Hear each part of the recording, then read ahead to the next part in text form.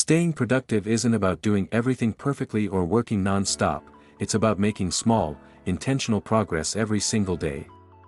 There will always be distractions pulling your attention away, making simple tasks feel harder than they should be. But the moment you pause, take a breath, and choose just one thing to focus on, everything starts to change. You don't need a perfect plan, you just need to start. When you take that first small step, you build momentum.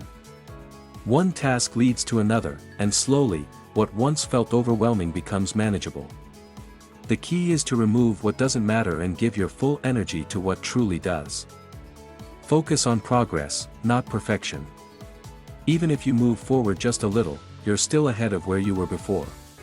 Some days will feel easy, and others will feel heavy. That's normal. What separates productive people from the rest is consistency.